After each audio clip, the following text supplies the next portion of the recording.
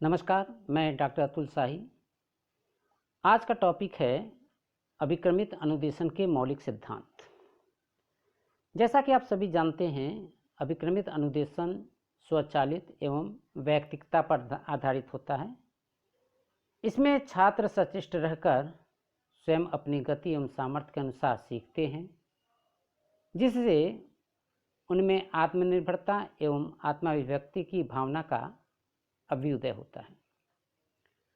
अभिक्रमित अनुदेशन अनुदेशनात्मक क्रिया को अनुदेशन एवं स्व अधिगम में परिवर्तित करने की तकनीक है। इसमें विषय वस्तु को छोटी छोटी श्रृंखलाओं में विभाजित किया जाता है। अधिगमकर्ता इन्हें पढ़कर सही अथवा गलत अनुक्रिया करता है। गलत अनुक्रियाओं को वह ठीक करता है और सही अनुक्रियाओं की पुष्टि करता है। प्रसिद्ध मनोवैज्ञानिक B.F. स्किनर ने अभिक्रमित अनुदेशन के कुल 5 सिद्धांत बताए हैं। पहला लघुपद सिद्धांत, दूसरा पृष्ठपोषण का सिद्धांत, तीसरा सक्रिय अनुक्रिया सिद्धांत, चौथा स्वगति सिद्धांत और पांचवा अधिगमकर्ता परीक्षण सिद्धांत। आइए अब हम इन सिद्धांतों के बारे में विस्तार से चर्चा कर लेते हैं। पहला सिद्धांत है लघुपद सिद्धांत। इस सिद्धांत के अनुसार संपूर्ण पाठ्यवस्तु को छोटी छोटी इकाइयों में बांटा जाता है, जिसे हम फ्रेम कहते हैं। इसकी प्रत्येक इकाई अर्थपूर्ण होती है।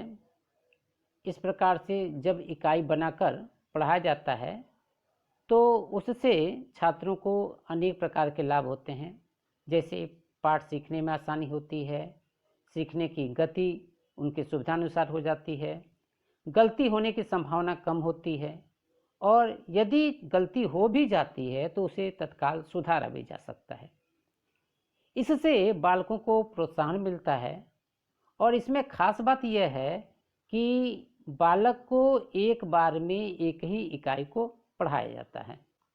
दूसरा सिद्धांत है तुरंत जांच और पृष्ठपोषण का सिद्धांत, जिसे principle of immediate confirmation and feedback कहते हैं।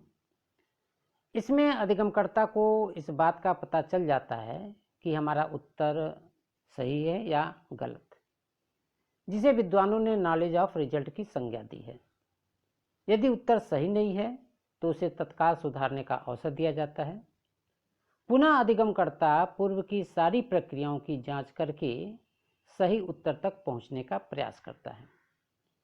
इसीलिए B.F. स्किनर ने अधिगमकर्ता के व्यवहार के आधार पर तरीके बनाया है और उसी के अनुसार अधिगमकर्ता सभी पदों से गुजरता हुआ उत्तर तक पहुंचता है तथा आवश्यकता पड़ने पर प्रतिपुष्टि भी उसे प्राप्त होता है। इससे 2 लाभ होते हैं। पहला, प्रोग्राम को तारतम्यता के अनुसार विकसित किया जाना और दूसरा, सही उत्तर की पुष्टि होना। तीसरा सिद्धांत है सक्रिय अनुक्रिया सिद्धांत, जिसे प्रिंसिपल ऑफ एक्टिव रिस्पांस कहते हैं। इस तीसरे सिद्धांत में इस बात का प्रयास किया जाता है कि छात्र एक भी जगह अर्थात किसी भी इकाई में अथवा किसी भी फ्रेम के सोपान पर निष्क्रिय न रहे। इसलिए उसे प्रत्येक सोपान पर पूर्णतः सक्रिय रखने की कोशिश की जाती है। अधिगमकर्ता को सारी चीज़ों के उत्तर देने के लिए प्रेरित किया जाता है। कुछ विद्वानों ने इस प्रकार के उत्तर को 2 भागों में बांटा, पहला खुला और दूसरा गुप्त।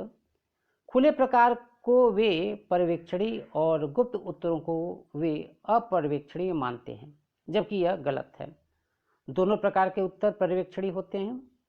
इस प्रकार से यह सिद्धांत अधिगमकर्ता को संपूर्ण अधिगम में उसे पूर्णतः सक्रिय बनाए रखने में अपनी भूमिका निभाता है।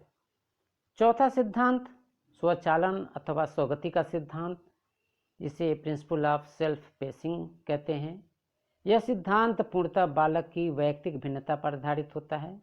इसमें बालक को कक्षा के बालकों के समूह के साथ चलने के लिए विवश नहीं किया जाता, अपितु इस बात की स्वतंत्रता रहती है कि वह अपने नैसर्गिक क्षमता के अनुसार अधिगम करे, अपनी योग्यता के अनुसार अधिगम करे मानसिक रूप से तीव्र बुद्धि वाले बालक अपने ढंग से और मानसिक रूप से पिछड़े बालक अपनी गति के अनुसार सीखें, इसका पूरा अवसर इस सिद्धांत में दिया जाता है।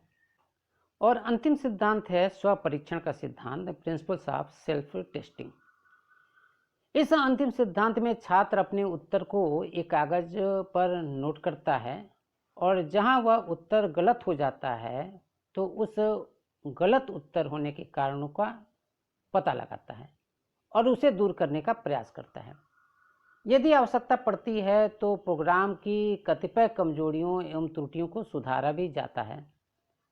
दूसरे शब्दों में हम कह सकते हैं कि इस सिद्धांत में अधिगमकर्ता स्वयं अपने द्वारा अर्जित ज्ञान, अनुभव एवं कौशलों का मूल्यांकन करता है, जिससे वह स्वयं अपनी परिसीमाओं, त्रुटियों की जानकारी प्राप्त करके सीखने की परिस्थिति एवं दशा में सुधार करता है और सीखने की गति को और तेज करता है, या दूसरे शब्दों में कहें और तेज गति से सीखने की कोशिश करता है।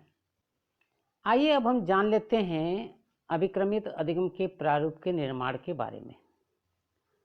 अभिक्रमित अधिगम के प्रारूप को बनाना एक कला है जिसमें अनेक कौशलों की, तकनीकी विधियों एवं प्रविधियों की आवश्यकता पड़ती है। प्रोग्राम की गुणवत्ता एवं विशिष्टता उसके निर्माण पर आधारित होती है, इसीलिए शिक्षाविदों ने इसके लिए 3 सोपान बताए हैं। पहला तैयारी, जिसे हम प्रिपरेशन कहते हैं, दूसरा प्रोग्राम को लिखना, राइटिंग ऑफ प्रोग्राम, और तीसरा जांच अर्थात टेस्टिंग। अभिक्रमित अधिगम के निर्माण में जो पहला सोपान है वो तैयारी है। जैसा कि आप सभी जानते हैं कि किसी भी योजना के सफल संचालन के लिए आवश्यकता इस बात की होती है कि योजना बनाने से पूर्व कुछ तैयारियां कर ली जाएं, और इसी तरह प्रोग्राम अधिगम में भी तैयारियों की आवश्यकता पड़ती है, जैसे इकाई या शीर्षक का चयन, विषय वस्तु की रूपरेखा तैयार करना, उद्देश्यों का व्यवहारिक रूप से वर्णन करना और व्यवहारों का प्रशासन इत्यादि। जहाँ तक इकाई या शीर्षक का प्रश्न है, प्रोग्रामकर्ता की पहली आवश्यकता यही होती है कि वह सबसे पहले यह सुनिश्चित करे कि उसकी इकाई का आकार किस प्रकार का है। उसके उपरांत उस विषय शीर्षक का चुनाव करते समय उसे विशेष ध्यान देना चाहिए कि शीर्षक उसी विषय से संबंधित हो। अतः शीर्षक एवं इकाई का चुनाव करते समय उसे सावधानी बरतने की आवश्यकता होती है। जहाँ तक विषय वस्तु की रूपरेखा तैयार करने का प्रश्न है, जब शीर्षक या इकाई सुनिश्चित हो जाए तो यह भी सुनिश्चित करना चाहिए कि विषय वस्तु किस प्रकार की हो और उसके अंतर्गत रखी जाने वाली समस्त सामग्री की एक रूपरेखा तैयार करनी चाहिए, जिसमें पाठ्यपुस्तकें, सहायक सामग्री और उससे संबंधित अन्य चीज़ों की भी जानकारी रखनी चाहिए। उद्देश्यों को व्यवहारिक रूप से व्यक्त करने के संबंध में यही कहा जा सकता है कि इसके अंतर्गत मुख्य रूप से 2 कार्य होते हैं। पहला कार्य वर्णन और दूसरा कार्य विश्लेषण। कार्य वर्णन अर्थात अंतिम व्यवहारों का वर्णन। इसके बारे में पीटर ने 1966 में बताया था कि सर्वप्रथम बालक के अंतिम व्यवहार को व्यक्त करना चाहिए और क्रमशः अंत में प्रविष्ट व्यवहार तक पहुंचना चाहिए। दूसरा कार्य विश्लेषण। इसमें उन सभी अंतर्निहित व्यवहारों की जांच करते हैं जिन्हें प्राप्त करते करते छात्र अंतिम व्यवहार तक पहुंचता है। तैयारी के क्रम में चौथा बिंदु है व्यवहारों के परीक्षण का निर्माण एवं प्रशासन। इसमें मुख्य रूप से बालक के दोनों व्यवहार आते हैं, प्रविष्ट व्यवहार और अंतिम व्यवहार। प्रविष्ट व्यवहार के परीक्षण का निर्माण और प्रशासन इसलिए किया जाता है कि इसकी सहायता से प्रोग्राम निर्माता अंतिम व्यवहार तक पहुंचता है। जहाँ तक अंतिम व्यवहार का प्रश्न है, इसका परीक्षण मुख्य रूप से कार्य वर्णन पर आधारित होता है। यह छात्र के अंतिम व्यवहार को जांचने के लिए किया जाता है कि छात्र के अंतिम व्यवहार में कितना परिवर्तन हुआ। आइए अब हम बात करते हैं अभिक्रमित अनुदेशन निर्माण की दूसरे बिंदु की, जिसे हम अभिक्रमित लेखन कहते हैं। जैसा कि मैंने आपको बताया कि पहले खंड में प्रोग्राम की तैयारी करते हैं, उसके बाद उस प्रोग्राम को लिखने की आवश्यकता पड़ती है, जिसे हम छोटी छोटी इकाइयों में लिखते हैं। इस खंड में भी मनोवैज्ञानिकों ने कई उपभाग बताए, जैसे विषय वस्तु को छोटी छोटी इकाइयों में लिखना, उत्तर देना, उत्तरों का पुष्टिकरण या सुधार करना, उत्तर देने के लिए अनुबोध करना तथा फ्रेमों को उचित क्रम में रखना। अब हम बात कर लेते हैं अभिक्रमित अधिगम रचना के अंतिम पॉइंट पर, जिसे परीक्षण एवं पुनर्लेखन अर्थात टेस्टिंग एंड रिवीजन के नाम से जानते हैं।